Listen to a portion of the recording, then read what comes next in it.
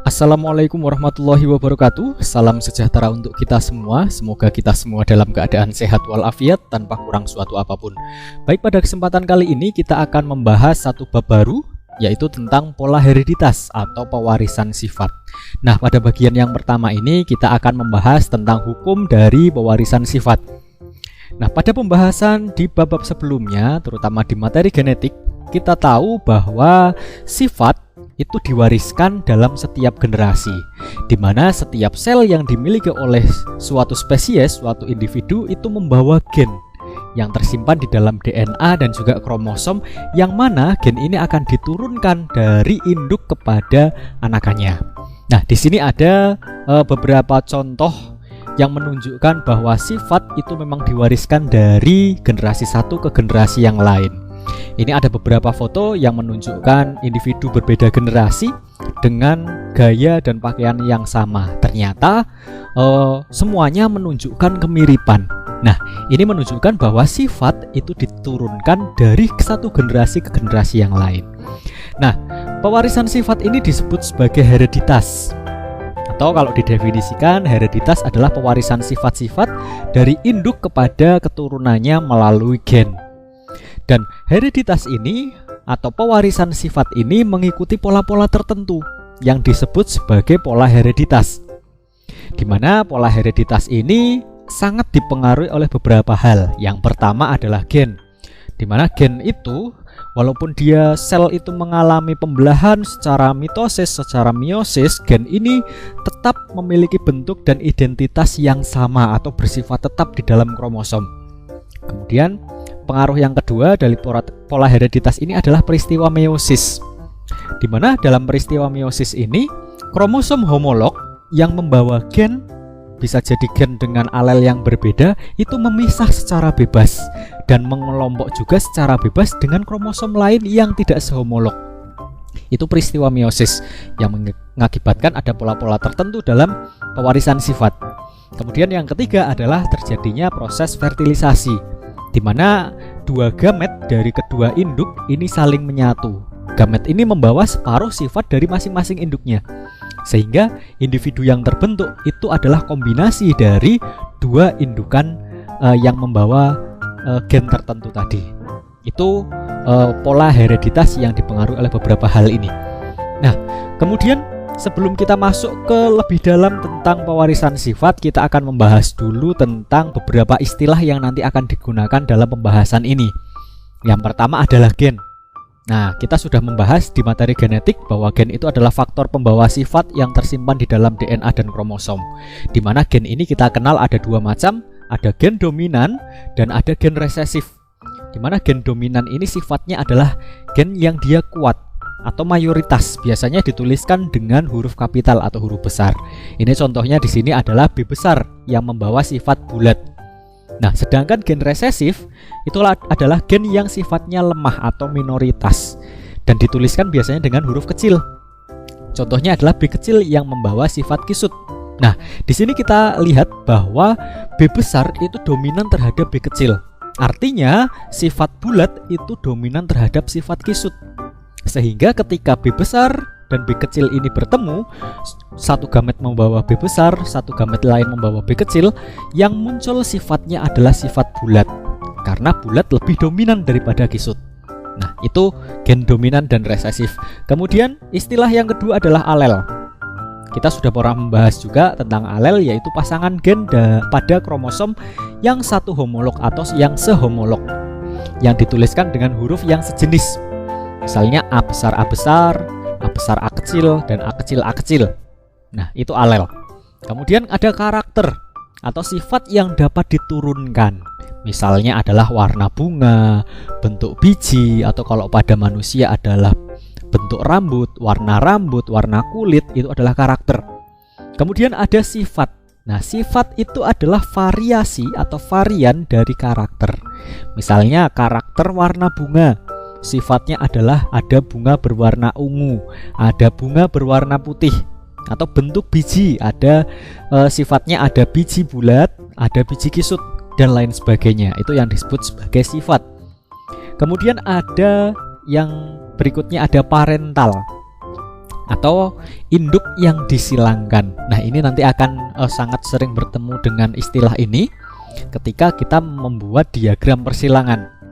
Parental, indukan yang disilangkan, biasanya dinotasikan atau ditulis dengan huruf P. P1 itu untuk indukan persilangan pertama, sedangkan P2 itu untuk indukan persilangan berikutnya atau kedua. Nah, kemudian ada filial. Filial itu adalah keturunan hasil dari persilangan indukan tadi. Ada F1 untuk keturunan persilangan pertama dan F2 untuk keturunan persilangan kedua dan seterusnya. Kemudian ada istilah genotip, yaitu keadaan genetik suatu organisme atau sifat yang tidak nampak. Ini merupakan kombinasi dari alel. Ada B besar itu untuk homozigot dominan, kemudian B besar B kecil untuk heterozigot. Hetero ya, karena dia banyak, ada beberapa campuran, itu hetero. Kalau homozigot itu berarti sama, zigot yang sama. Kemudian ada B kecil homozigot resesif karena kecil. Nah, itu genotip. Kemudian ada fenotip. Nah, bedanya genotip dan fenotip di sini, kalau fenotip itu adalah keadaan fisik suatu organisme atau sifat yang muncul dan teramati. Nah, misalnya biji bulat, biji keriput itu adalah sifat yang muncul. Nah, kalau genotip itu kan tidak bisa dilihat, tapi kalau fenotip itu bisa teramati. Nah, itu istilah-istilah dalam pewarisan sifat. Nah, kemudian sebenarnya bagaimana sih sifat fisik ini diturunkan antar generasi? Nah, jadi awal dari genetika atau pewarisan sifat ini didahului dengan seorang biarawan Australia yang juga seorang botanis, ya, dimana biarawan ini bernama Johann Mendel. Ini pada tahun 1956 sampai 1863, dimana Mendel ini sampai sekarang dikenal sebagai bapak genetika karena yang pertama kali mencanangkan ide-ide tentang pewarisan sifat. Nah, Johann Mendel ini melakukan suatu percobaan persilangan dengan menggunakan kacang kapri atau kacang ercis, atau bahasa ilmiahnya adalah Pisum sativum, di mana Mendel ini mengamati bahwa kacang kapri ini memiliki banyak sekali varian. Dan dengan varian yang banyak itu, Mendel mencoba untuk menyilangkan antara satu varian dengan varian yang lain. Nah, salah satu percobaan yang dilakukan oleh Mendel adalah dengan menyilangkan kacang kapri berbunga ungu dengan kacang kapri berbunga putih. Nah, dimana yang berbunga ungu ini dipotong kepala sarinya ya, sehingga dia menyisakan organ betinanya saja. Sedangkan yang putih, berbunga putih ini disisakan untuk kepala sarinya. Nah, disilangkan kemudian hasilnya menghasilkan biji dan ditanam, ternyata anakannya 100% berwarna ungu, tidak ada yang berwarna putih. Nah, itu salah satu percobaan dari Mendel. Nah, ini gambaran atau diagram persilangannya, berbunga warna ungu dengan warna putih disilangkan 100% menjadi warna ungu semua. Dan kemudian anakan atau filial satu ini dijadikan sebagai indukan kedua, di mana masing-masing anakan ini disilangkan satu sama lain. Ternyata anakan hasil persilangan kedua ini menghasilkan anakan dengan pola tertentu, menghasilkan F2 dengan pola tertentu, yaitu menghasilkan bunga berwarna ungu berjumlah dengan rasio 3 atau 75%, dan bunga berwarna putih rasionya cuma 1 atau 25% saja. Nah, itu salah satu percobaan yang dilakukan oleh Mendel. Nah, ini rasio dari fenotip dan genotip hasil persilangan yang dilakukan Mendel tadi, di mana warna bunga ungu berbanding putih itu adalah 3:1. Sedangkan kalau dilihat dari genotipnya, U besar atau homozigot, ya, homozigot dominan ini dia memiliki rasio 1, sedangkan yang heterozigot rasionya 2, dan homozigot resesifnya ini rasionya 1. Nah, ini dijadikan oleh Mendel sebagai dasar untuk menyusun hukum Mendel. Nah, nanti kita akan bahas tentang hukum Mendel 1 dan hukum Mendel 2. Nah, ini kenapa Mendel ini memilih kacang kapri, ini adalah alasannya, dimana kacang kapri memiliki banyak sekali varietas dengan pasangan sifat yang kontras. Misalnya bijinya ada yang bentuknya abu-abu dan bulat, kemudian kemudian putih dan keriput. Kemudian dilihat dari kotiledonya ada yang berwarna kuning, ada berwarna hijau. Dari bunganya ada yang berwarna putih, ada yang berwarna ungu. Polongnya kemudian juga ada yang penuh, ada yang tidak penuh, ada yang berwarna kuning dan hijau dan lain sebagainya. Ini ada batang juga, dimana dilihat dari tempat pembungaannya dan juga panjang pendeknya. Nah, ini alasan Mendel kenapa memilih kacang kapri, karena dia memiliki pasangan sifat yang kontras dan banyak. Nah, selain itu, kacang kapri ini juga memiliki sifat autogami atau mampu melakukan penyerbukan sendiri, sehingga mudah untuk dikawin silangkan. Kemudian cepat juga menghasilkan biji dan menghasilkan keturunan yang banyak. Dimana kita tahu bahwa untuk percobaan persilangan ini kan jelas membutuhkan waktu yang banyak, karena harus menunggu pembuahannya, harus menunggu bijinya matang dan lain sebagainya. Nah, itu rasio fenotip hasil persilangan dari yang dilakukan oleh Mendel. Kemudian sebenarnya kalau kita kaitkan dengan pembahasan tentang materi-materi sebelumnya, bahwa penurunan sifat ini terkait dengan peristiwa meiosis. Nah, kita tahu bahwa pembentukan gamet itu kan melalui peristiwa meiosis. Nah, penurunan sifat ini dijadikan sebagai satu hukum Mendel, yaitu hukum Mendel 1 atau Law of Segregation, hukum pemisahan secara bebas, di mana inti dari hukum Mendel 1 ini adalah bahwa pasangan alel dalam kromosom yang homolog ini dia akan memisah secara bebas pada saat pembelahan meiosis dalam pembentukan sel gamet. Nah, ini sebagai gambaran ya. Ini sebagai gambaran, ini misalnya adalah satu sel tubuh yang nantinya akan membentuk sel gamet. Ini pada fase awal meiosis, sebelum terjadi meiosis, ini kondisinya masih diploid 2N, di mana jumlah kromosomnya masih lengkap, pasangan kromosomnya masih lengkap. Ini misal digambarkan cuma satu pasangan kromosom saja dengan alel yang berbeda. Ini warna ini menunjukkan alel yang berbeda. Satu pasangan yang membawa alel yang berbeda. Ini ada yang berwarna merah, ada yang berwarna biru. Ini sebagai gambaran. Nah, kemudian sel ini dia ketika fase awal pembelahan meiosis, kromosom homolognya ini akan mereplikasi membentuk kromatid. Nah, ini sambil kita membahas mengkaitan dengan pembahasan sebelumnya tentang peristiwa meiosis. Nah, kromosom homolog ini akan mereplikasi membentuk kromatid. Nah, kondisinya masih diploid di sini. Kemudian sel ini akan melalui proses meiosis 1, di mana kita tahu bahwa proses meiosis 1 itu ada profase 1, metafase 1, anafase 1, telofase 1.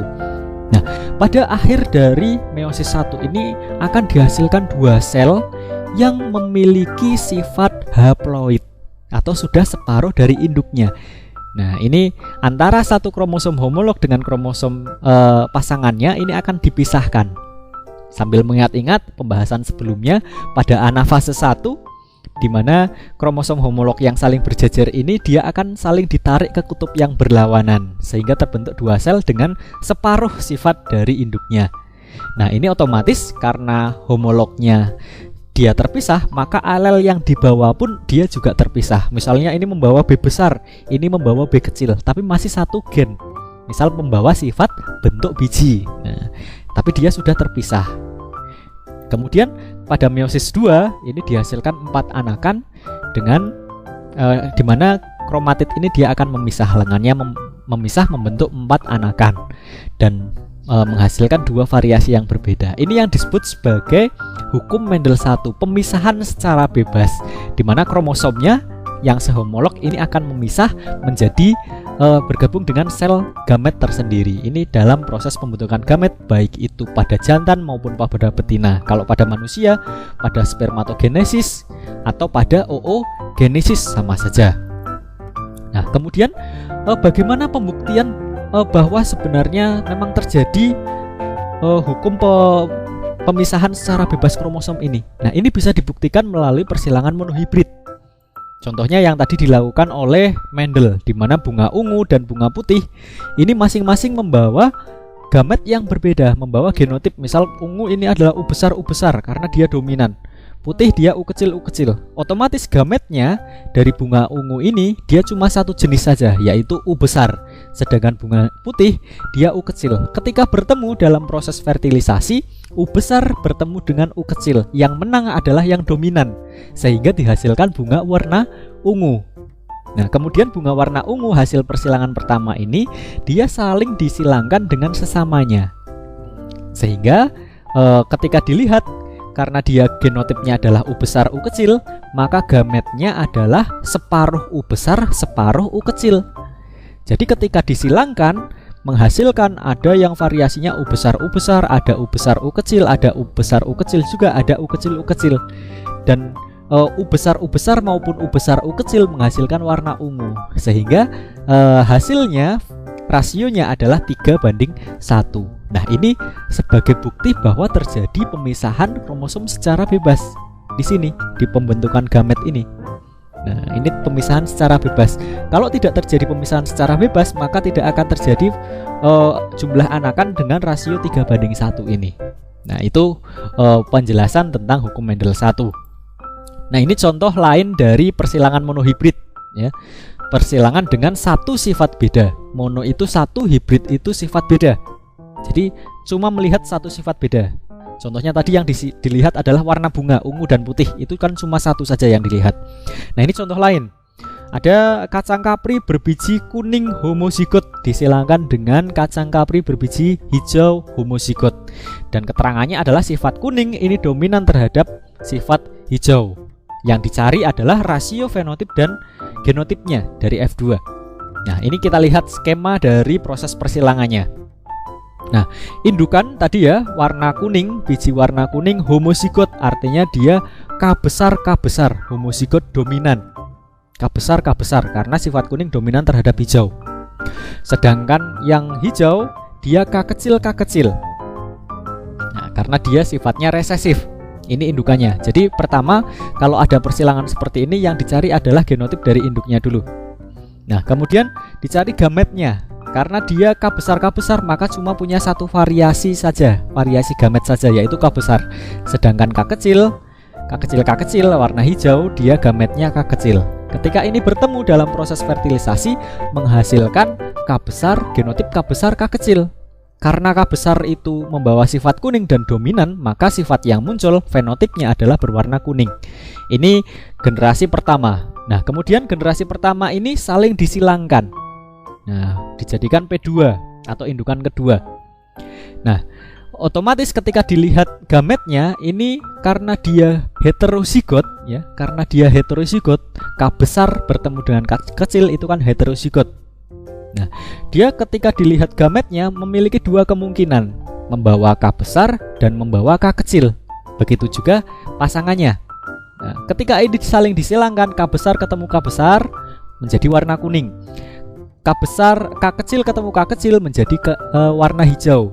Kemudian K besar K kecil menjadi warna kuning, dan K besar K kecil menjadi warna kuning juga. Sehingga kita lihat perbandingannya adalah 3:1 untuk filial keduanya. Nah, ini diagram persilangannya. Jadi nanti kalau ada soal tentang persilangan monohibrid, kalian cari dulu indukannya.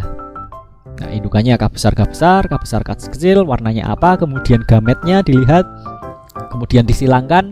100% adalah berbiji kuning, K besar K kecil heterozigot.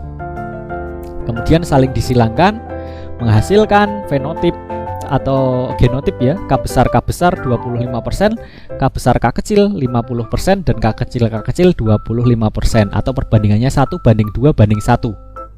Itu untuk rasio genotipnya. Nah, kemudian rasio fenotipnya biji kuning dan biji hijau 75% dan 25%, karena ini digabungkan ya. Digabungkan K besar dan K besar K kecil memiliki fenotip yang sama, yaitu berbiji kuning. Jadi 75% berbiji kuning dan 25% berbiji hijau. Disederhanakan menjadi perbandingannya atau rasionya 3:1. Itu untuk persilangan monohibrid. Nah, kemudian kita masuk ke pembahasan yang kedua, yaitu bahwa penurunan sifat ini juga terkait dengan peristiwa meiosis dan dijadikan sebagai hukum Mendel kedua, Law of Assortation, di mana bunyi dari hukum ini intinya adalah bahwa setiap gen dapat berpasangan dengan gen yang lain yang tidak sealel secara bebas pada saat pembelahan meiosis, pada pembentukan sel gamet. Kalau tadi segregation, pemisahan secara bebas alel, Kalau sekarang assortation atau penyatuan secara bebas. Apa yang menyatu adalah gen atau alel yang berbeda, alel atau berbeda kromosom yang tidak homolog.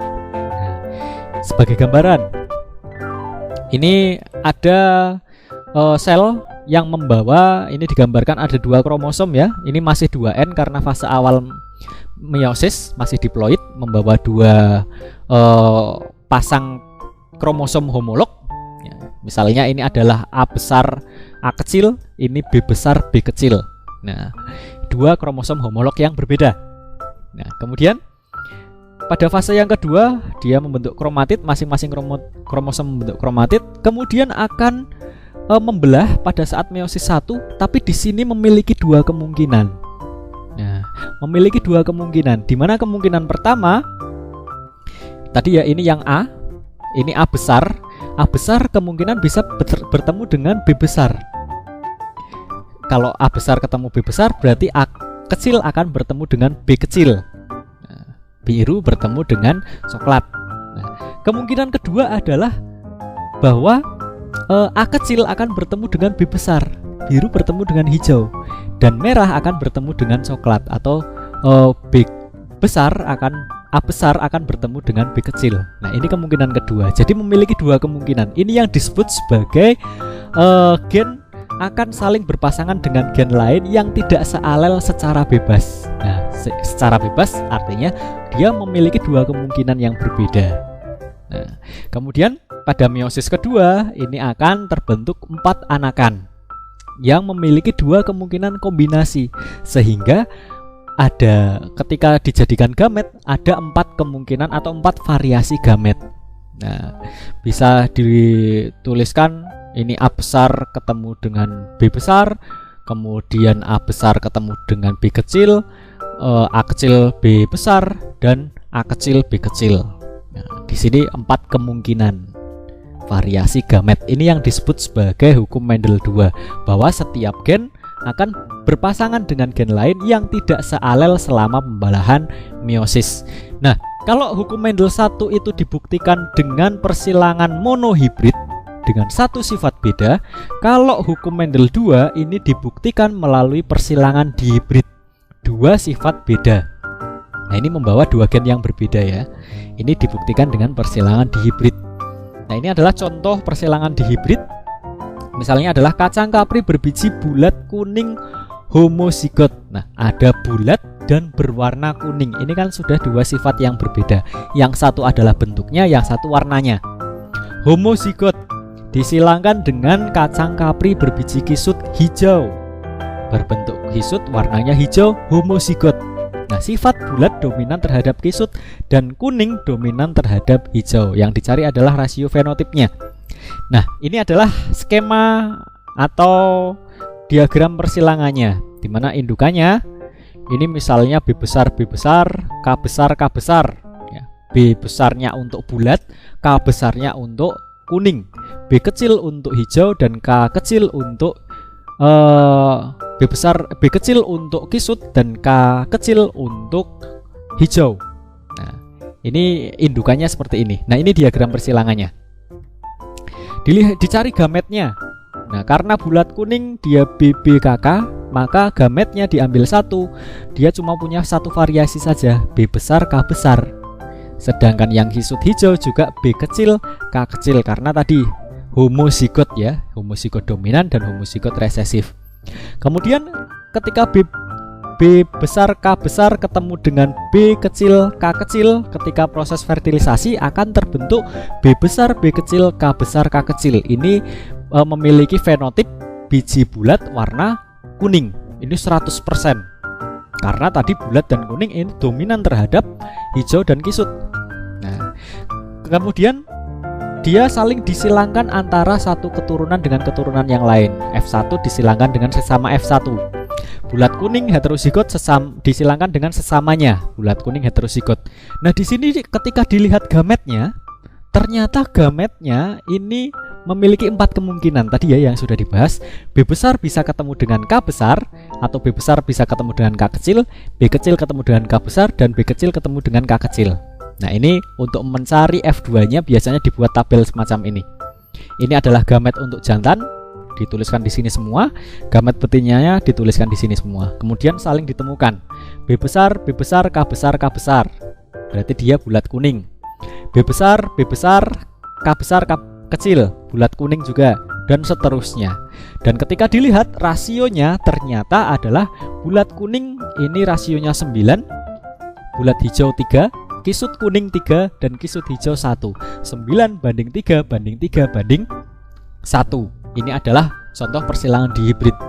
Nah, biasanya ketika kita menanam tidak pasti menghasilkan 9331. Bisa menghasilkan, misal ini contoh yang lain ya, ini 315 biji warna bulat warna kuning, 108 bulat warna hijau, 101 kisut kuning, dan 32 kisut hijau. Tapi kalau disederhanakan masuk lagi ke rasionya, yaitu 9 banding 3 banding 3 banding 1. Ini adalah persilangan dihibrid atau dengan dua sifat berbeda. Nah, itu penjelasan tentang hukum Mendel 1 dan hukum Mendel 2 beserta dengan persilangan monohibrid dan dihibrid. Semoga apa yang disampaikan bermanfaat. Saya akhiri. Wassalamualaikum warahmatullahi wabarakatuh.